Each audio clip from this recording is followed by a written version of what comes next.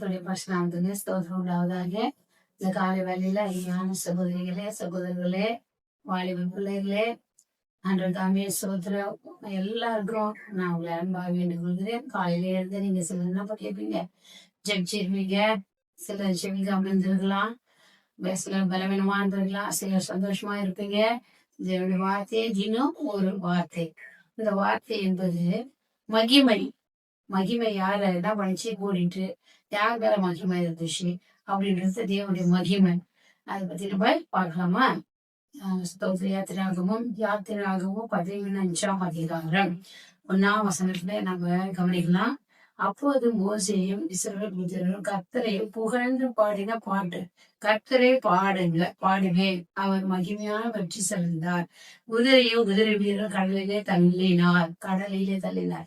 அப்போ சொல்றீங்க, அவர் பாடுறார். மோசே இஸ்ரவேல் ஜனங்கிற யாத்திராகமும் என்றாலே நடைபாதை பிரயாணம். இப்பெல்லாம் நடப்பாதை எங்க இருக்கு? பஜா போய் நம்ம என்ன பண்றாங்க, பசங்க 2 வீலர் கேட்கறாங்க, சைக்கிள் கேட்கறாங்க. யாரும் என்ன பண்ண மாட்டேன்றாங்க, நடக்க போக மாட்டேன்றாங்க.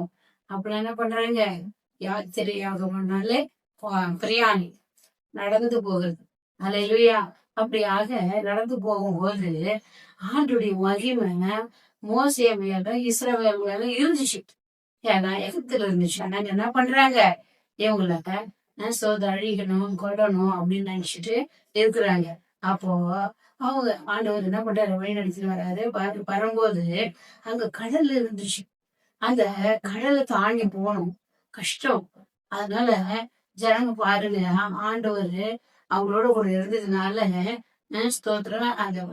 அந்த தண்ணீர் என்ன பண்ணாரு, கடல்ல இருக்கிற தண்ணிய நம்ம எத்தனை மோட்டர் வச்சாலே இறங்க முடியாது. அப்படி ஸ்தோத்திரம் அவர் ஒரு வார்த்தையால என்ன பண்றாரு, அந்த கோலை நீட்டினாரு. அந்த கடல் என்ன பண்றது, தரையாய் நம்ம கடல் என்ன பண்ற 2 பக்கமும் குவிலா இருந்துச்சு. இஸ்ரவேல் ஜனங்க என்ன பண்ணாங்க, போன பிறகு அக்கறைக்கு போனாங்க. அப்பதான் இதை பத்தி என்ன பண்றாங்க, இஸ்ரவேல் ஜனங்க போய் முடிச்சுட்டாங்க. அதுக்கப்புறம் வராங்க மன்னர்கள் என்ன பண்றாங்க, நம்ம இஸ்ரவேல் ஜனங்களை அழிக்கிறதுக்கு வராங்க. உடனே அப்பதான் இவங்க பாடுறாங்க. அந்த குவியெல்லாம் இருக்கிற தண்ணீர் மறுபடியும் என்ன பண்ணிடுச்சு, ஒண்ணு சேர்ந்துருச்சு. பின்னாடி வந்தவங்க எல்லாரும் என்ன பண்ணிட்டாங்க, ஆண்டு போயிட்டாங்க.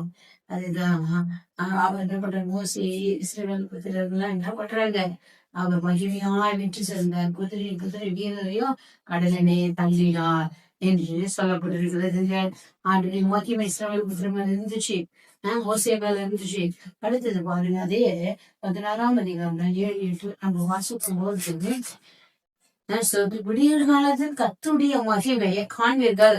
கர்த்தருக்கு விரோதமான உங்கள் முறுமுறுப்புகளை அவர் கேட்டார். நீங்கள் எங்களுக்கு விரோதமாய் முறுமுறுக்கிறது நாங்கள் எம்மாத்திரம் என்றார். இங்க இருக்குமா, விடிகால எழுந்து நல்ல ஜோம் பண்ணுங்கள் சொல்றாரு. ஜோம் பண்ணா கர்த்தருடைய மகிமை யாரும். இவங்க என்ன பண்றாங்க, எனக்கு காடை சொல்லிட்டாங்க, என்ன பண்றாங்க, முறுமுறுக்குறாங்க. ஆனாலும் ஆண்டுடைய மகிமை அவங்க மேல இருந்துச்சுனால நிறைய என்ன பண்றாங்க, காடைகளை கர்த்தர் என்ன பண்றாரு, கொடுக்குறாருங்க. பாருங்க, ஜனங்கள் எவ்வளவு அழகா ஆண்டவர் நேசிக்கிறாரு. அந்த முறுமுறுத்த ஜனங்களுக்கு கூட என்ன பாருங்க, ஆசீர்வாதத்தை தருகிறாருங்க. ஆமென், ஹல்லேலூயா. அதே மாதிரி பாருங்க, மோசேல பாவ அறிக்கை செய்ய சொல்றாரு. 9:6 பாரு, ஜனங்க என்ன பண்றாங்க, கொண்டு வந்தாரு இல்லையா, எகிப்து தேசத்துல இருந்து கொண்டு வந்தாரு இல்லையா, கடலின் வழியா சமுத்திரத்து வழியா கொண்டு வந்தாரு இல்லையா. அதனால பாவ அறிக்கை செய்து ஆண்டு சமுத்திரம் என்ன பண்ணலாம், சோத்திரம் நம்ம பாவ அறிக்கை செய்து பலி இதை சொன்னாங்க. பலி அப்பெல்லாம் புறா ஆடு பழைய ஏற்பாட்டுல காணி. இப்போ பலி ஆண்டவராகிய இயேசு கிறிஸ்துவுக்காக எனக்காக சிலுவையில என்ன பண்ணிட்டாரு, பலியானார். அப்போ அவங்க பாருங்க, சொல்றோம் 9ஆம் அதிகாரம் 6ஆம் வசனத்துல நீங்க வாசிக்கும் போது லேவியராகவும் 9ஆம் அதிகாரம் 6ஆம் வசனத்துல நீங்க வாசிப்பீங்க அப்படின்னு சொன்னா, அதுதானே பாருங்க. அப்பொழுது மோசே, கர்த்தர் கட்டளையிட இந்த காரியத்தை செய்யுங்கள், கர்த்தருடைய மகிமை உங்களுக்கு காணப்படும் என்றார். அப்போ பாருங்க, சொல்ற பாருங்க, 8ஆம் நாளிலே மோசேல 9:1 8ஆம் நாளில மோசே ஆரோனையும் அவன் குமாரர்கள் இஸ்ரவேல் மூப்பரை அழைத்து, ஆரோனை நீங்க பாவ நிவாரண பலி அத சொல்றாரு, எப்பொழுது பலி அப்படின்னு சொல்லிட்டு ஒரு ஆடு புறாவோ என்ன பண்ணணும், பலியிடுன்னு சொல்றாங்க. அப்ப பாவ அறிக்கை செஞ்சு என்ன பண்ணிட்டாங்க? பலி செலுத்தினார்கள், நன்றி செலுத்தினார்கள். எவ்வளவு கஷ்டத்துல இருந்து வந்தாங்களே, நன்றி செலுத்தினாங்க. அது போல அப்போ நன்றி நம்ம கடவுளுக்கு உள்ளத்தின் ஆழத்தில் நம்ம துதிக்கும் போது கர்த்தருடைய மகிமை நம்ம மேல இறங்கும். நம்ம பாவ அறிக்கை செய்யும் போது கர்த்தருடைய மகிமை இறங்கும்.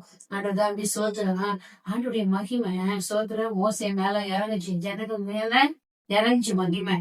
சொல்ற பாவம் செஞ்சு பலி செலுத்தும் போது இறங்குச்சு. நம்ம உள்ளத்துல இருந்து பாவ அறிக்கை செலுத்தும் போது ஆண்டுடைய மகிமை நம்ம மேல என்ன பண்ணோம்? கண்டிப்பாக இறங்கும். அது இல்லையா?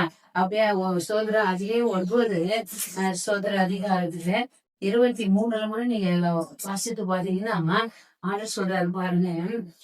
பின்பு மோசையும் ஆரோனாசருக்கு கூடாரத்திற்குள் பிரவேசித்து வெளியே வந்து ஜனங்கள் ஆசீர்வதித்தார்கள். அப்போது கர்த்தருடைய மகிமை சகல ஜனங்களுக்கு காணப்பட்டது. அவங்க போய் ஜெபம் பண்றாங்க. ஆண்டு சமத்துல உட்கார்ந்து ஜெபம் பண்ணும்போது அவங்களுடைய மகிமை இருந்துச்சு. அந்த மகிமையை வச்சு ஜனங்களை என்ன பண்றது? ஆசீர்வதிக்கிறார். இன்னைக்கு நாம கூட ஜெபம் பண்ணிட்டு வந்து நம்ம உலகம் அவதான் ஒரு போராட்டம் பிரச்சனை வரும், நம்ம அவங்க ஆசீர்வதிக்கணும். அப்போ நம்ம ஆண்டு சமூகத்துல உட்காந்து ஜெபம் பண்ண கூட என்ன பண்ணும்? கர்த்தருடைய மகிமை இறங்கும். பாவத்தை செஞ்சா கர்த்தருடைய மகிமை இறங்கும். அல்லேலூயா, ஆமென். அப்போ மோசே பேர்ல இஸ்ரவேல் ஜனங்கள் மகிமை இருக்குது. இப்போ கூட உலக ஜனங்களோட கூட நம்ம ஜனங்க என்ன பண்ண வாழ்ந்துட்டு இருக்காங்க. ஆனா ஆண்டுடைய மகிமை உங்க மேல இருக்கிறதுனால உங்க ஜீவன் இனியாச்சும் மனம் திரும்பி இயேசுவை ஏற்றுக்கொள்ளுங்க. இன்னும் உலக பிரகாரம் நிறைய காரியங்கள் நம்ம இருக்கிறோம், ஜோமன் நாங்க இருக்கிறோம். உலக பிரகாரம் அது மற்றபடி எல்லாமே நம்ம செஞ்சுட்டு இருக்கிறோம். எவ்வளோ பாவங்களை நம்ம செஞ்சிருக்கிறோம். சகோதரிகிட்ட பேசுறது கிடையாது, சகோதரிகிட்ட பேசுறது கிடையாது, ஊழியர்கிட்ட பேசுறது கிடையாது. சோத்திரம் இதெல்லாம் இருந்தா ஆண்டவருடைய மகிமை மேல என்ன பண்ணாது? வராது. அருமையான சகோதரிகளே, அன்றுதாமே சோதர நாளிலே நம்ம என்ன பண்ணணும்? சோதரன் நம்ம வழி நடத்திற தேவனுக்கு என்ன பண்ணணும்? முதல்ல நம்ம ஒவ்வொரு நாள் வழி நடத்துற நன்றி சொன்னா கர்த்தருடைய மகிமை இறங்கும். 2வது பாவ அறிக்கை செஞ்சா ஆண்டுடைய மகிமை உன் மேல இறங்கும். அப்ப நீ பரிசுத்தமா இருந்து ஆண்டு சமூகத்துல அடுத்த ஆசீர்வதிக்கும் போது கர்த்தருடைய மகிமை இறங்கும். நம்ம சொல்ற அப்படின்னு இந்த 3 காரியங்களை நீங்க கடைபிடிக்கும் போது கர்த்தர் உங்க வாழ்க்கையில பெரிய காரியங்களை அவரு செய்வார். நம்ம ஜெபிக்கலாமா? ஆண்டவரே, எங்களை அதிகமான நேசிக்கிறீங்களா? அன்பின் தகப்பனே, இந்த கேட்கிற பிள்ளைகள் ஆண்டவரே இயேசப்பா, ஆண்டுடைய மகிமை மோசே மேல இஸ்ரவேல் ஜனங்க மேல ஆண்டவரே மகிமை இருந்துச்சு அப்பா. அவருடைய மகிமை இருக்கும்போது ஜெயத்தை எடுத்தாங்கப்பா. ஆண்டவரே, கடலை ஆண்டவர் 2 பிளக்க எங்களால முடியாது. ஆண்டவரே, கர்த்தருடைய மகிமை இருந்து ஆசீர்வாதமா நடத்தினீர்.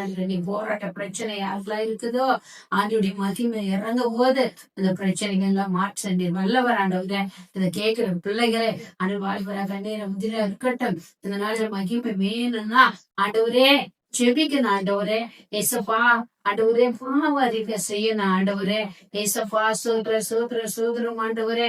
ஹல்லேலூயா. இயேசுவே, ஒவ்வொரு நாளும் ஆண்டவருடைய சமூகத்துல உட்கார்ந்துட்டு அடுத்தவங்களை ஆசீர்வதிக்கிற பிள்ளைகளா இருக்கணும். அப்போது கர்த்தருடைய மகிமை இறங்க. ஆண்டவரே, இதை கேட்கிற பிள்ளைகள் ஒவ்வொரு நாளும் தன்னை ஆண்டவரை ஒப்பு கொடுக்க வாழ தீயதான் கேட்கிற பிள்ளைகள் ரட்சிக்கப்பட கர்த்தர் உதவி செய்யும். இயேசுவின் நாமத்தில் ஆசீர்வதிக்கிறேன் நல்ல பிதாவே, ஆமென்.